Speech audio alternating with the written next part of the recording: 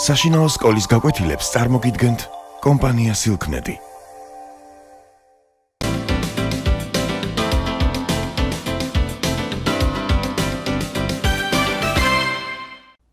მოგესალმებით. ჩვენ ვაგრძელებთ საუბარს ფრანკთა სამეფოს შესახებ და დღევანდელი ჩვენი გაკვეთილის თემა არის კაროლინგების ფრანკთა სამეფო და კაროლინგური აღორძინება. მოდით თავიდან გავიხსენოთ, რომ ჯერ კიდევ მე-5 საუკუნის ბოლოს ხლოდვიგის მიერ ჩაეყარა საფუძველი ფრანკთა სამეფოს. ხლოდვიგმა დაიპყრო მთელი გალიის ტერიტორია, გააქრისტიანა ფრანკები, შეუქმნა მათ სამართლის კოდექსი, სალიკური სამართალის სახელწოდებით და საკმაოდ გააძლიერა და გააფართოვა ფრანკთა სახელმწიფო. თუმცა უკვე ხლოდვიგის მემკვიდრეების დროს თანდათან მეროვინგების მმართველობა საკმაოდ შესუსტდა. შეგახსენებთ, რომ ხლოდვიგი გახლდათ მეროვინგთა დინასტიის წარმომადგენელი და სწორედ როდესაც ხლოდვიგი გამოცხადდა ფრანკთა მეფედ, მან საფუძველი ჩაუყარა ფრანკთა სახელმწიფოში მეროვინგთა მმართველობას. დროთა განმავლობაში ხლოდვიგის მემკვიდრე მეროვინგების სამეფო ძალაუფლება საკმაოდ შესუსტდა, სამაგეროდ გაძლიერდნენ მაიორდომები და ნელ-ნელა მეროვინგი მეფეები იქცნენ ზარმაც მეფეებად. ერთ-ერთი ასეთი დაწინაურებული მაიორდომი იყო კარლოს მარტელი, რომელმაც ფრანკთა სამეფო კიდევ უფრო გააძლიერა, გააფართოვა. კარლოს მარტელის გარდაცვალების შემდეგ მაიორდომი გახდა მისი შვილი პიპინი, თავისი დაბალი ტანის გამო მოკლედ წოდებული. პიპინ მოკლე საკმაოდ ჭკვიანი, გამჭრიახი პოლიტიკოსი აღმოჩნდა, კარგი დიპლომატი, იგი ცდილობდა წარჩინებულების, გრაფების, ჰერცოგების, თვით პაპების გულის მოგებას, საჩუქრებით, კეთილგანწყობით და ასე თავის ძალაუფლების კიდევ უფრო გაძლიერებას. პიპინ მოკლე ცხადია ისრაფოდა ფრანკთა მეფობისაკენ, თუმცა მას არ სურდა უკანონოდ ასულიყო ტახტზე და უხეშად დაემხო მეროვინგთა მმართველობა. იგი ცდილობდა მაქსიმალურად კანონიერი გზით მიეღწია სამეფო ტახტისათვის. და ერთხელაც პიპინ მოკლემ წერილი მისწერა რომის პაპს დაახლოებით ასეთი შინაარსით. უпроსტად იგი რომის პაპს ეკითხებოდა, ვინ უნდა ფლობდეს სამეფო გვირგვინს?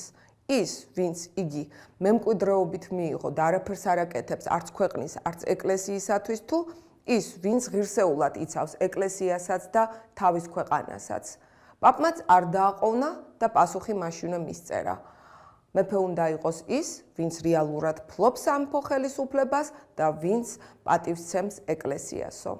სწორედ პაპისგან მიღებული პასუხის შემდეგ პიპინი 751 წელს ქალაქ სუანსოში დიდებულთა შეკრებაზე გამოცხადდა მეფედ. იგი თავად პაპმა აკურთხა მეფედ მთელი წესების დაცვით და ამრიგად პიპინ მოკლემ საფუძველი ჩაუყარა ფრანკთა სამეფოში კაროლინგების დინასტიას. შეგახსენებთ, რომ კაროლინგები მეროვინგების შემდეგ მოდიან სამეფო ტახტზე.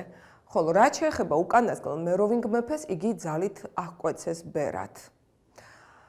პიპინ მოკლეს მმართველობა საკმაოდ წარმატებული აღმოჩნდა. მე უკვე ვთქვი, რომ პიპინი განსაკუთრებით გულმოწყალე იყო ეკლესიის მიმართ, კათოლიკური ეკლესიის მიმართ. პაპები ყოველთვის მას იმედის თვალით უყურებდნენ და სწორედ პიპინის მმართველობის დროს რომი, რომელიც გერმანული ტომების მიერ იყო დაპყრობილი, განსაკუთრებით მძიმე მდგომარეობაში აღმოჩნდა კათოლიკური ეკლესია და დახმარება სწორედ პიპინს თხოვა რომის პაპმა. პიპინი შეიჭრა იტალიაში, დაამარცხა გერმანული ტომები და კათოლიკური ეკლესიის მიმართ თავისი პატივისცემისა და თანადგომის აღსანიშნავად რომის პაპს უბოძა თავად ქალაქი რომი და რავენა. თქვენ შეგიძლიათ რუკაზე იხილოთ რომიც რავენაც და აი სწორედ ამ დროიდან ჩაეყარა საფუძველი რომის პაპის ოლქის არსებობას, როგორც კათოლიკური ეკლესიის დამოუკიდებელი ტერიტორიის არსებობას. პიპინ მოკლეს გარდაცვალების შემდეგ ტახტზე ავიდა მისი მემკვიდრე, მისი შვილი კარლოსი. თავისი ბრწყინვალე მოღვაწეობის გამო შემდგომში დიდად წოდებული, თუმცა მოდით ჩვენ აქედანვე კარლოსი მოვიხსენიოთ დიდად. კარლოს დიდი არაჩვეულებრივი მხედართმთავარი იყო. მის დროს ფრანკებმა 50-ზე მეტი სამხედრო ლაშქრობა მოაწყვეს და აქედან 30-ს თავად კარლოს დიდი მეთაურობდა. იგი იმთავითვე შეუდგა თავის სამეფოს ტერიტორიების გაფართოებას და აი მან გადალახა ალპები, მოდით ვნახოთ რუკა, შეიჭრა იტალიის ტერიტორიაზე და დაიკავა რომის პაპის ოლქის ჩრდილოეთით მდებარე იტალიის ტერიტორია. იტალიის ტერიტორიის დაპყრობის შემდეგ, ისევ მოდით დავხედოთ რუკას, კარლოს დიდი ლაშქრობს პირინეის ნახევარკუნძულისაკენ, კერძოდ მან გადალახა პირინეის ქედი, სადაც შეებრძოლა არაბებს. თუმცა პირველი ბრძოლა არაბებთან საკმაოდ წარუმატებელი აღმოჩნდა. იძულებული გახდა კარლოს დიდი უკან დაეხია და იმ დროს, როდესაც ფრანკები უკან ეხევდნენ, მათ ჯარს იცავდა მცირერიცხოვანი რაზმი, რომელსაც მეთაურობდა კარლოს დის წული გრაფი როლანდი. როლანდის მცირერიცხოვანი რაზმი უკან დახევისას, როდესაც გადავიდა ბასკებით დასახლებულ მთებში, სწორედ აი ამ დროს ბასკებმა ისინი ალყაში მოაქციეს და გაანადგურეს. თავად როლანდიც ამ ბრძოლაში დაიღუპა.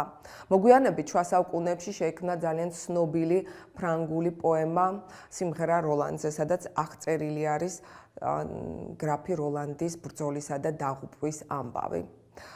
მაინც არ შეეპოვა არაბებთან დამარცხებას კარლოს დიდი და გარკვეული დროის შემდეგ მან კვლავ გადალახა პირინეი, დაამარცხა ამჯერად არაბები და პირინეის ქედსა და მდინარე ებროს შორის, მოდით ვნახოთ რუკა, პირინეის ქედსა და მდინარე ებროს შორის არსებული ტერიტორია შემოუერთა ფრანკთა სამეფოს. ამის შემდეგ უკვე კარლოს დიდი იწყებს ბრძოლას საქსების დასაპყრობად. საკმაოდ რთული გამოდგა საქსების დამორჩილება, რომლებიც ცხოვრობდნენ მდინარე რაინისა და ელბას მიმდებარე ტერიტორიაზე. თქვენ შეგიძლიათ მათი განსახლების ადგილი იხილოთ რუკაზე. კიდევ ერთხელ შეგახსენებთ, მდინარე რაინსა და ელბას შორის მიმდებარე ტერიტორიაზე ცხოვრობდნენ გერმანული ტომების საქსები. და საქსების დამორჩილება კარლოს დიდმა მხოლოდ მას შემდეგ შეძლო, რაც საქსების დიდებულები მოისყიდა და გადმოიბირა. საქსების შემდეგ კარლოს დიდმა დაიმორჩილა ბავარია, შემდეგ თანამედროვე უნგრეთის ტერიტორიაზე არსებული ავართა სამეფო და მდინარე ელბის აღმოსავლეთით მცხოვრები დასავლეთ სლავების ნაწილი. კარლოს დიდს უკვე აღარ აკმაყოფილებდა მეფობის წოდება, მას უკვე უფრო მაღალი და საპატიო ტიტული სურდა იმპერატორისა. და 8 წელს პაპ ლეო მესამეს კურთხევით იგი ყველა წესების დაცვით აკურთხეს იმპერატორად. საყურადღებოა ის, რომ კარლოს დიდი იმპერატორად ეკურთხა არა როგორც ფრანკების იმპერატორი, არამედ როგორც რომაელების იმპერატორი. თუმცა შეგახსენებთ, რომ ამ დროს დასავლეთ რომის იმპერია უკვე აღარ არსებობდა და თავად რომის მკვიდრნიც საკმაოდ შერეული იყვნენ გერმანულ ბარბაროსულ ტომებთან. კარლოსმა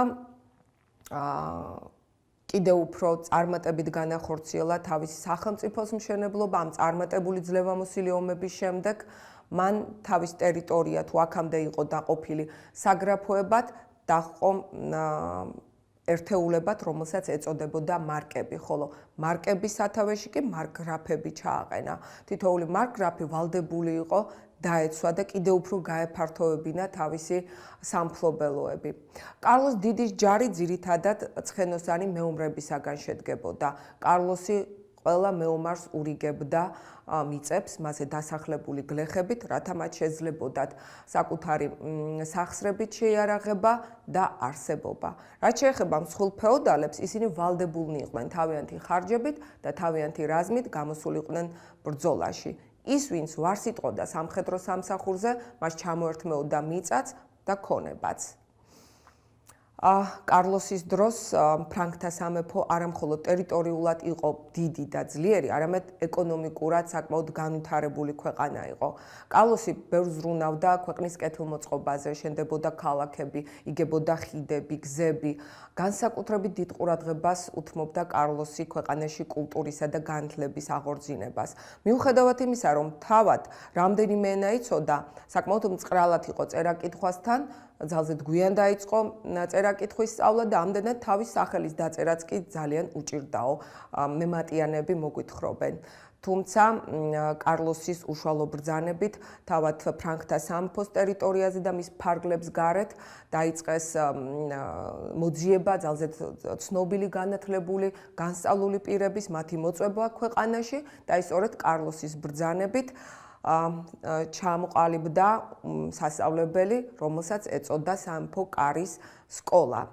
ამ სკოლაში ასწავლიდნენ რიტორიკას, ჭერმეტყველობის ხელოვნებას, გრამატიკას, ართმეტიკას, საუბრობდნენ ფილოსოფიაზე, ასტრონომიაზე.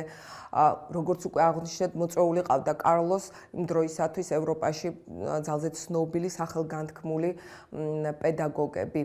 კარლოსი განსაკუთრებით აფასებდა თავის სამეფო კარის მდივანს აინჰარტს, ფრიად განათლებულ ადამიანს, რომელმაც აღწერა და დაწერა კარლოს დიდის ცხოვრება.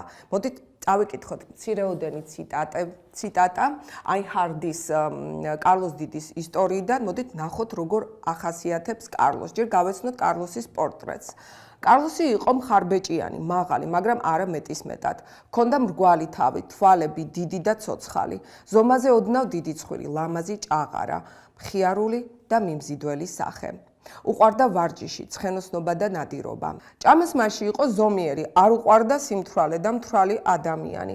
სადილობის დროს უსმენდა მუსიკას, ან ტკბებოდა ნეტარი ავგუსტინეს თხზულებების კითხვით. შეგახსენებთ, რომ ნეტარი ავგუსტინე გახდათ მე-5 საუკუნის უდიდესი ღვთისმეტყველი და სასულიერო მოღვაწე. ისე ვაგრძელებთ დახასიათებას კარლოს დიდის და თურმე მას არ აკმაყოფილებდა მხოლოდ მშობლიური ენის ცოდნა, იგი გულმოდგინედ სწავლობდა უცხო ენებს, შეისწავლა ლათინური, ბერძნული და ეს ენები უფრო ესმოდა, ვიდრე ლაპარაკობდა, სწავლობდა ანგარიშს, მას ჩვეულებად ჰქონდა საწოლქვეშ ქონოდა პატარა ფიცარი და ფურცელი, რათა თავისუფალ დროს ევარჯიშა წერაში. მაგრამ ამ საქმეში მცირე წარმატება ჰქონდა, ვინაიდან ძალიან გვიან დაიწყო ეს საქმეო. კარლოს დიდი თავის შვილიშვილებს და ასევე წარჩინებულთა შვილებსაც აძალებდა, რომ მათ ბეჯითად ესწავლათ და ემეცადინათ. თქვენთვის ალბათ საინტერესო იქნება, თუ როგორი გაკვეთილები ტარდებოდა კარლოს დიდის ეპოქაში და საერთოდ რას ასწავლიდნენ მასწავლებლები მოსწავლეებს. აი დღემდე არის შემორჩენილი ამ პერიოდის ერთი კონკრეტული გაკვეთილის მოკლე ჩანაწერი და ალბათ ინტერესით მომისმენთ, თუ წაგიკითხავთ ახლა დიალოგს მასწავლებელსა და მოსწავლეს შორის. არის ესეთი მასწავლებელი ალკუინი, რომელიც ასწავლის თავის მოსწავლე პიპინს და მოდით ვნახოთ, რა დიალოგი იმართება მათ შორის. მაშინ ასე მასწავლებელი ეკითხება მოსწავლე პიპინს. რა არის სიტყვა?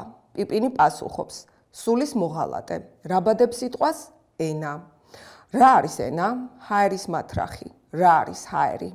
სიცოცხლის მცველი. რა არის სიცოცხლე? ბედნიერთათვის სიხარული, უბედურთათვის ვაება და სიკვდილის მოლოდინი. რას გავს ადამიანი? სფეროს. და როგორ დგას ადამიანი? როგორც კანდელი ქარში.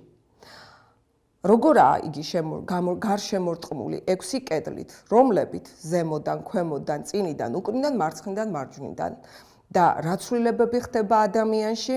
6 სახის. სახელდობ რომელი?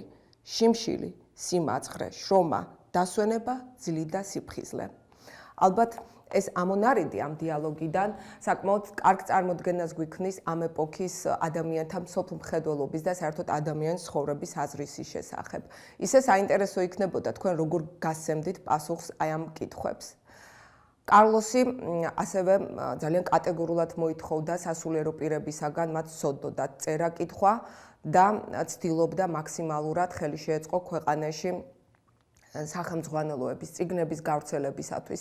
მოგეხსენებათ, ამ დროისათვის არ არსებობდა საბეჭდი მოწყობილობა, ძირითადად ძირითადად კი არა, სწორედ ხელით იწერებოდა წიგნები, რაც იშვიათობას და დიდ სიძვირეს წარმოადგენდა. სწორედ კარლოსის ბრძანებით ქვეყანაში ჩამოყალიბდა დაწესებულებების სკრიპტორიუმები.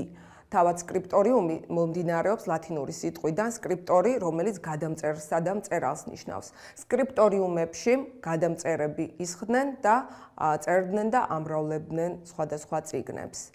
ასე რომ კარლოსი, რომელიც დიდად აფასებდა განათლებას და საერთოდ კულტურას, მისი მოღვაწეობა საკმაოდ დიდი ბიძგი მისცა ევროპაში, სწორედ კულტურულ განვითარებას და სწორედ მისი მოღვაწეობა კაროლინგური აღორძინების სახელით არის ცნობილი.